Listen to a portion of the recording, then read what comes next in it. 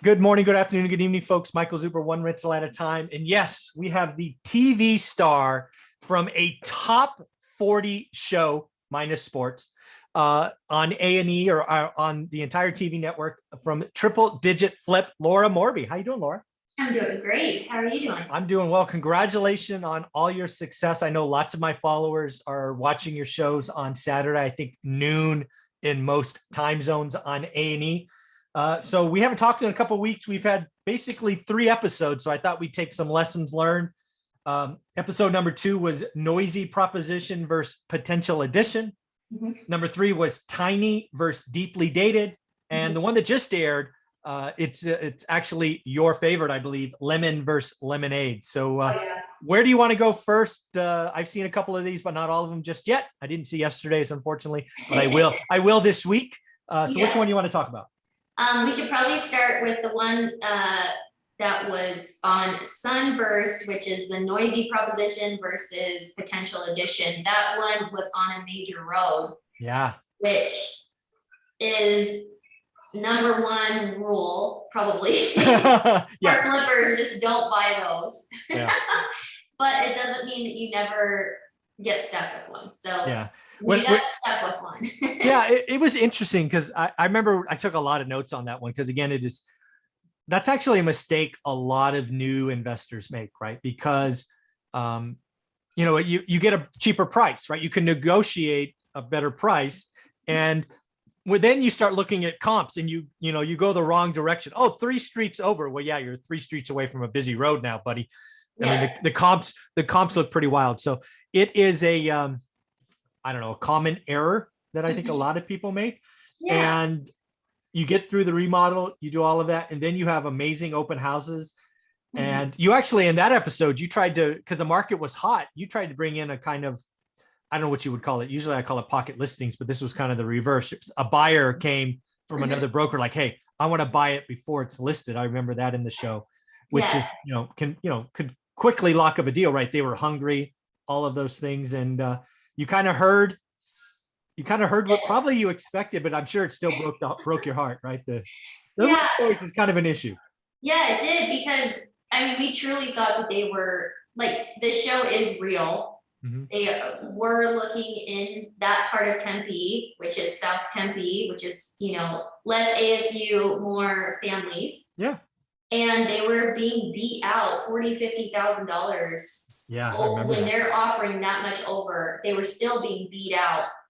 And so this obviously is airing now, but it was filmed during, the hot time where March, April. Yeah. And they said, I don't think it made it, because obviously, like, when we're filming for, an hour and a half, walking these people through. And what makes it to the show is about 10 seconds. Yeah, exactly. I don't think that this comment actually made it, but they had said multiple times that this is the prettiest, best shape, most new things in the house. I love the cabinets. Anything. The cabinets, gorgeous. Beautiful. Yeah. And so when they're walking through, they're like, everything we're looking at, we are offering $40,000-$50,000 over list. We're getting beat out. We've been looking for months. This is the most beautiful house that we've seen in this price point. This is the most updated, the most new things. Yeah. And then when I called them to figure out if they liked it or not, it was like, we can't get past the road. Like, it's 100% a no for them. And so, yeah, I think that's one thing that people forget is, yes, you can pick it up at a bit of a discount. So during acquisition, you can pick up a property for less because it's on a busy street, and then you're expecting to take a haircut, like a $10,000 haircut or something due to the road. But I think that people also forget that there is a time element to this as well. Yes, a hold time. You got to wait for the right buyer. Yeah, because it's not going to be one of the ones, even in that super hot market, it took us a while to sell it. Yeah, it sounded like, yeah. So it's just one of those things where it's like, hey, you have to factor in holding a loss of value, but also there is going to be a buyer who just doesn't care. Yeah. But they, your pool of potential buyers is much smaller. So you're just going to sit there on it for maybe a month, 2 months, 3 months. Yeah. If you were 2 streets over, or even maybe 1 street over, it would have first non-issue. Yeah. Mhm. Yeah. The other thing I remember that episode is your expected sale price Mhm. from when it started to when it finished was very different. Was that all just how crazy the market was? It was completely how crazy the market was. And it all really came down to that house that was, I believe, only 1 street away. It might have been 2, in the same neighborhood that Pace and I toured by ourselves. Yep. That house, none of those weird lattice pillars and none of that had been removed. It still had saltillo tile. You know, it had newer carpet, but it was, you know, thick, plushy, white stuff. Kitchen was, you know, original oak cabinets. That countertop was so weird. They cut out a part of it, but I'll never forget that kitchen because on the very side, they had this long hole in it. And I was like, what the heck is that? It's for paper towels. So you put your paper towel thing and then you lift the paper towels through your countertops, then you can, you know, rip off a sheet. So weird. And I was like, I've never seen that before, but whoever did that probably thought they were so clever. But yeah, that house went up while we were working on construction, sold immediately, closed quick, and closed for a dollar amount that we were like, whoa, where did that come from? If they got that much money, what the heck are we gonna get? Yeah. So we were just floored, and then we were like, oh my gosh, like that house essentially isn't remodeled at all. No. It's really similar to ours, size, bedrooms, bathrooms, has the pool, the whole bit. Yeah. The only the major difference is, you know, we're on a busy street, but we're doing a full gorgeous remodel. And tricking out the backyard. Mm-hmm. Yeah. So that was our easiest thing. And of course that comp showed up on our appraisal. Oh, shocking. Yeah. So, yeah, so it was, to us, it was a no-brainer, but we did sit for a while until we sold. It did sell to an actual owner occupant. They loved it. Nice. Didn't care about the road. And truly that is a beautiful house. That is such a beautiful house. They're going to have a lot of fun there, make a ton of memories. And oh yeah, my gosh, road or not, such a cool house. Yeah, folks, again, go check it out. You can look it up, you know, stream it, whatever you want. That episode was awesome. Then there was the next one. What was it? Tiny and Dated, kind of lessons from that one. Yeah. So this one's actually kind of funny. I'll tell everyone a bit of a sneak peek behind the scenes. But the tiny 20th Street that we were comparing our Deepdale house to, which is the main, we call it our hero house. So the main house that gets focused on for the episode, 20th Street is going to come back later this season. So 20th Street actually becomes one of our hero houses. Oh, nice. I won't say how, but expect to see that one come back. But Deepdale was incredibly interesting. I think this kind of turned into a lot of the team and the crew's favorite project because it's in a part of the valley called Moon Valley. Moon Valley isn't exactly something that people hear about or talk about. Historically, it's small, lots of golf courses, and it's almost like this, like, not like knockoff Paradise Valley, but Paradise Valley adjacent, but yet still beautiful with beautiful mountain views and beautiful green everywhere you look, thanks to all of the golf courses. Nice. And so it's a beautiful place to live. However, it is small. Yeah.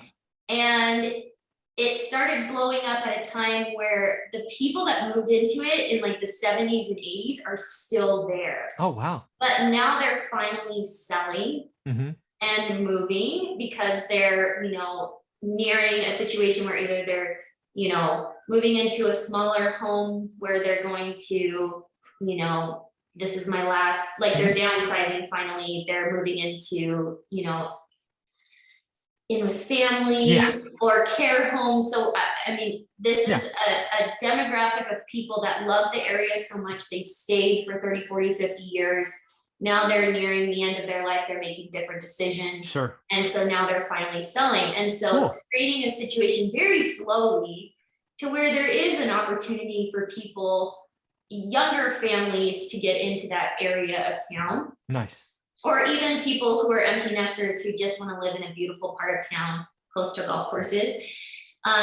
So we were all incredibly excited about it because getting an opportunity to buy a house in Moon Valley is incredibly rare. And then also a lot of what's selling in Moon Valley isn't renovated. And so we were like, we can take like this super cool house, which Deepdale was a really cool house, and bring it into, 2021 and do a really cool remodel.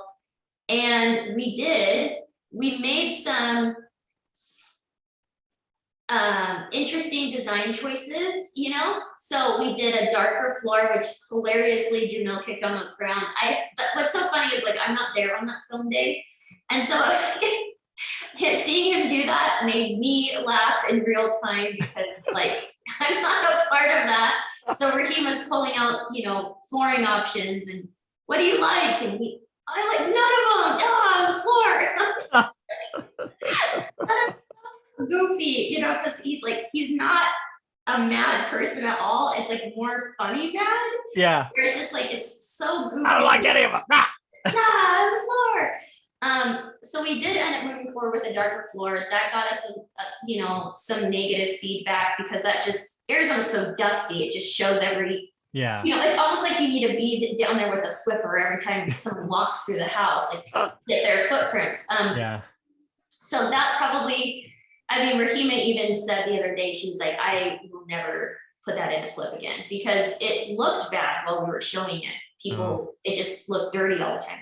Yeah. We did like a green color cabinet in the kitchen. We did a mustard yellow cabinet in the lounge we smoothed out the beehive fireplace, kept it, painted it yellow. And so we got, some feedback from people who maybe are a little bit more conservative. We probably should have been a little bit more conservative. You're not doing the standard stuff. You're trying to stand out. That's for sure. Yeah. So yeah, it took us a while to sell, but we, did, and we're cruising along and everything's going great with that one. But sure. That one didn't move as fast as we thought it was going to either, because we thought, oh my gosh, whoever's looking in Moon Valley is going to be like, finally a remodel. Like, right. Where I don't have to go dump, $50, $60 to $150,000 depending on what they want, and it's done. So do you think it was the design choices or the price point or a combination of both? I think it is probably the demographic of person that's buying in Moon Valley maybe doesn't want green and yellow cabinets. That's that simple. So I think if we would have done like super generic, and like, but that's no fun. The true crowd pleasers, Right. And the hard thing is like, even with the show, like they don't necessarily want us to make every house white cabinets. Of course. They want, they're because that would be so boring. So like, oh, good. Let me guess what the colors will be today. Yeah, and the good news is Rahima is the one who makes the design choices. It's not Jamel, it's not Faith, it's not me. And Rahima loves color, so it's interesting to say the least. But one thing I did want to point out about this episode, which I'm so excited about, is we did not have a home staging company until this episode. Oh. And we're actually using a wonderful female-owned business here in Phoenix. And I want to give them a nice shout out. So if anyone's in Phoenix, they own Prim Interiors, who is their home staging company, and Prim Rentals. So they'll do weddings and parties, but they also do home staging to whatever degree you need. So if you're a professional here in Arizona and you need a home stager, or you need some, rentals for a party, please reach out to them. They are wonderful, and it's a great local business to support, including women too. And they made a massive difference, in my opinion. If you watch the first couple episodes and then you watch this one and you see the end reveal, oh my gosh, they made that house look so cool. It was like this super modern, like true celebration of Arizona. Like there were so many cool antique pieces and, you know, beautiful Native American like blankets hung on the wall. It was just beautiful. So they knocked it out of the park. And I'm really happy they were a part of this episode. And it's Prim, P-R-I-M? P-R-I-M Interiors. Prim Interiors. Folks, here in Arizona, look them up. Yes, definitely. Very cool, Laura. Thank you for all you do. We're going to do episode number 3. We'll talk about lemon in episode number 3. How about that? Okay, yeah, I love lemon. So I could talk about lemon for days. Very cool. We'll do that next. Thanks, Laura. All right, thank you.